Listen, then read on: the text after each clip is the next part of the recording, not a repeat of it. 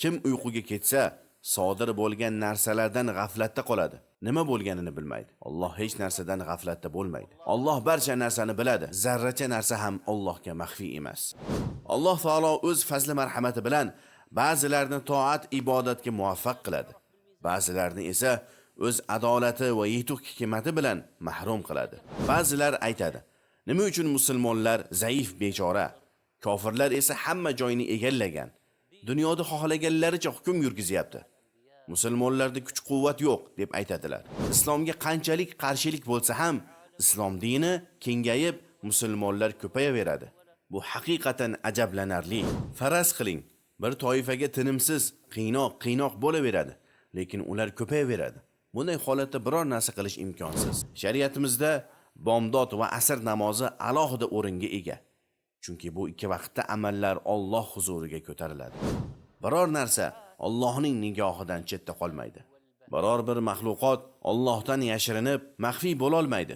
Allohdan yashirishning imkoni yo'q.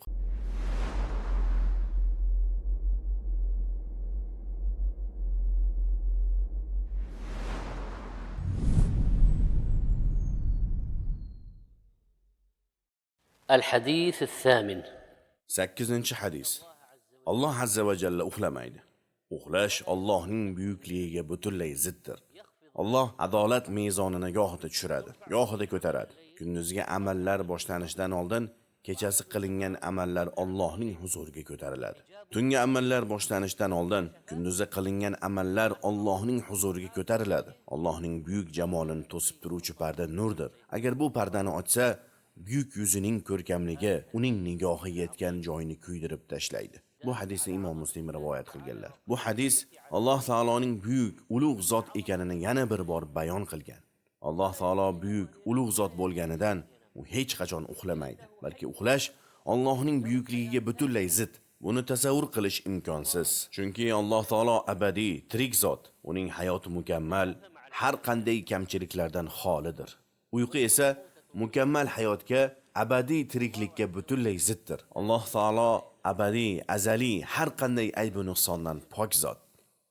Uyqu ham, o'lim ham uning buyukligi, ulug'ligiga butunlay zid. Shuning uchun u uxlamaydi va o'lmaydi. Insonlar esa uxlaydilar va vafot etadilar. Jinlar ham shunday. Alloh taolo Al-Qayyum zot. Qayyum ismining ma'nosi Alloh taolo azaldan biror narsaga muhtoj bo'lmagan, kelajakda ham biror narsaga muhtoj bo'lmaydigan azaliy, abadiy zot. Barcha mavjudotlar Allohga muhtoj. Biror maxluqot o'z-o'zidan mavjud bo'la olmaydi. Balki barcha mavjudotlar vujudga kelishida ham, mavjud bo'lib turishida ham Allohga muhtoj. Agar Alloh taolo mavjudotlarni yaratmaganida, ularni mavjud qilib qo'ymaganida biror narsa bor bo'lib turmasdi. Osmonlar va yer va ulardagi hamma narsa mavjud bo'lib turishida Allohga muhtoj. Barcha borliq Alloh bor qilgani bilan bor bo'lib turibdi. Alloh qoyim qilib qo'ygani uchun qoyim bo'lib turibdi. Butun mavjudot Allohga muhtoj. Alloh taolo esa hammadan behojat zotdir. Alloh taolo Al-Hayy, doimiy tirik bo'lgan zot. Allohga yo'qlik bosqichi begona. U foniylikdan ham pok. Alloh barcha ovozlarni eshitadi, barcha narsalarni ko'radi va barcha narsaga qodir. Alloh cheksiz ilm va buyuk hikmat sohibidir. Allohning hayoti mukammal va u hech narsaga muhtoj emas. Shuning uchun aslo uxlamaydi. Alloh taolo o'zining buyuk kitobida shunday marhamat qilgan. Alloh shunday zotki, undan o'zga biror bir haq iloh ma'bud yo'qdir. U doimiy tirik va hech narsaga muhtoj bo'lmaydigan Qayyum zotdir. Uni mudroq ham bosmaydi, uyqu ham olmaydi. Ya'ni Alloh mudramaydi ham, uxlamaydi ham. Uxlashlik bu nuqsonlik alomati. Shuning uchun uyqu o'limning bir bo'lagi deyilgan. Alloh taolo har qanday nuqsonlardan pokdir. Kim uyquga ketsa, sodir bo'lgan narsalardan g'aflatda qoladi. Nima bo'lganini bilmaydi. Alloh hech narsadan g'aflatda bo'lmaydi. Alloh barcha narsani biladi. Zarracha narsa ham Allohga maxfiy emas. Aslida uyqu charchoqni chiqarish uchun kerak. Alloh taolo esa charchashdan, toliqib qolishdan pok zot. Alloh taolo abadiy, tirik zot bo'lib, barcha olamlarni boshqaruvchidir. Hayot beradi, vafot ettiradi, yaratadi va rizq beradi, bor qiladi va yo'q qiladi. Ba'zilarni boy qiladi, ba'zilarni kambag'al qiladi, Ba'zilarni aziz qiladi, ba'zilarni xor qiladi. Kimlarnidir oliy darajalarga ko'taradi, kimlarnidir tubanlikka qulatadi. Odamlarning kamchiliklarini kechiradi, qiyinchiliklarni ketkazadi. Xalqlarning taqdirini joriy qiladi, farishtalarini turli vazifalar bilan mahluqotlariga yuboradi.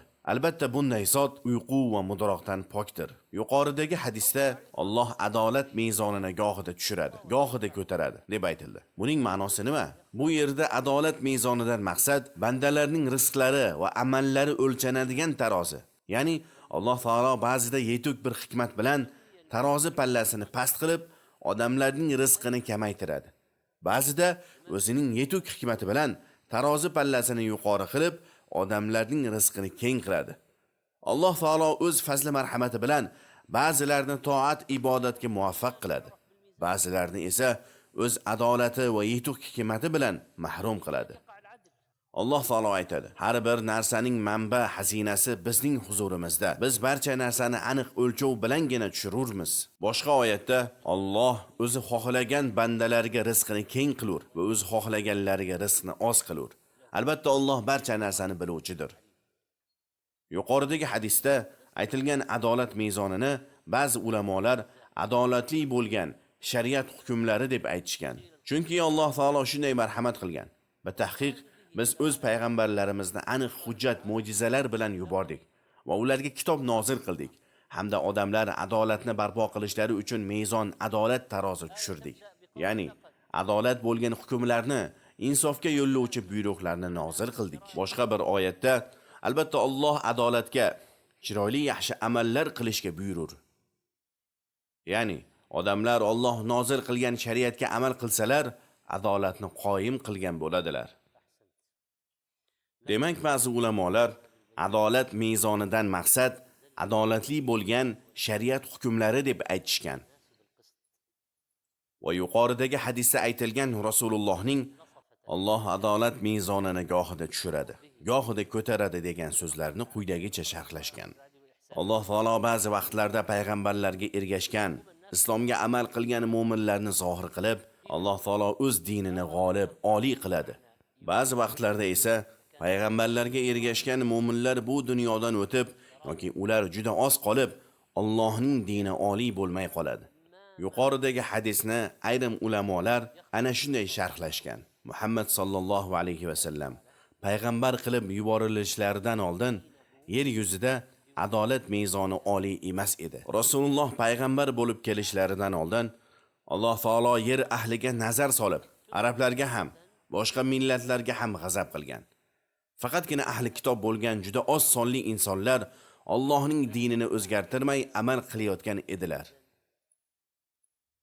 Demak, ayrim vaqtlarda payg'ambarlarga haqiqiy ergashgan insonlar bu dunyodan o'tib, islom keng tarqalmaydi, balki yer yuzida jaholat tarqaladi. Haqda bo'lganlarga qiyinchiliklar uchraydi. Alloh taolo gohida mana shu holatni iroda qiladi. Ayrim vaqtlarda esa haqda bo'lganlar ko'payib, shaharlarni fath qiladilar va islom dini yer yuzida keng tarqaladi. Buning hammasi Allohning xohish irodasidir. Ba'zilar aytadi: "Nima uchun musulmonlar zaif, bechora, kofirlar esa hamma joyni egallagan? Dunyoda xohlaganlaricha hukm yurgizyapti. Musulmonlarda kuch-quvvat yo'q" deb aytadilar. Ha, hozirgi holat shunday. Biz musulmonlarning bu holatga kelib qolishimizda aniq sabablari bor va buning hammasi Allohning xohish irodasi bilan bo'lyapti. Lekin har qanday holat bo'lsa ham, haqda bo'lgan toifa qiyomatgacha davom etadi va kelajakda islom dini yer yuzida oliy bo'ladi. Hozirgi vaqtda din dushmanlarini hayratga soladigan holatlardan biri islomga qanchalik qarshilik bo'lsa ham, islom dini kengayib, musulmonlar ko'payaveradi. Bu haqiqatan ajablanarli. Islomga qarshilik shuncha makr hiylalar qilinsa ham, musulmonlarga turli ta'ziqlar bo'lsa ham, musulmonlar qatl-om qilinadi, vatanlaridan quviladi. Islomdan qaytarish uchun turli buzg'unchiliklar, fisq-fasodlar, ta'limda ham, ommaviy axborot, ijtimoiy tarmoqlarda turli yomonliklar. Shunga qaramay, musulmonlar ko'payaveradi. Musulmon bo'lmaganlarning statistik xabarlarida aytiladi: eng ko'p tarqalayotgan din bu islom dini. Va yaqin kelajakda musulmonlar eng ko'p millatga aylanadi. Mana shu ham ularning islomga bo'lgan qarshiligini izohlagandek bo'ladi. Go'yoki musulmonlarga hasad qilib, tinmay qarshilik qiladilar, lekin maqsadlarga erishmaydilar. Faraz qiling, bir toifaga tinimsiz, qiynoq bo'laveradi, lekin ular ko'payaveradi. Bunday holatda biror narsa qilish imkonsiz. Yuqoridagi hadisda Rasululloh sallallohu alayhi va sallam aytibdilar: kunduzgi amallar boshlanishdan oldin kechasi qilingan amallar Allohning huzuriga ko'tariladi. Tungi amallar boshlanishdan oldin kunduzi qilingan amallar Allohning huzuriga ko'tariladi. Ya'ni odamlar tuni bilan amal qiladilar. Farishtalar tong otgan vaqtda odamlar tunda qilgan amallarini Allohning huzuriga olib chiqadilar. Odamlar kuni bo'yi amal qiladilar. Kech kirishi bilan farishtalar odamlarning amallarini Allohning huzuriga olib chiqadilar. Imom Buxoriy va Imom Muslim rivoyat qilgan boshqa bir hadisda Nabiy sallallohu alayhi va sallam shunday deganlar: sizlarning huzuringizga kechasi va kunduzi keladigan farishtalar bor. Ular bomdod va asr namozlarida jamlanadilar. Kechasi sizlarning amallaringizga guvoh bo'lgan farishtalar Allohning huzuriga ko'tarilganlarida Alloh ulardan so'raydi: bandalarimni qay holatda tark etdingiz?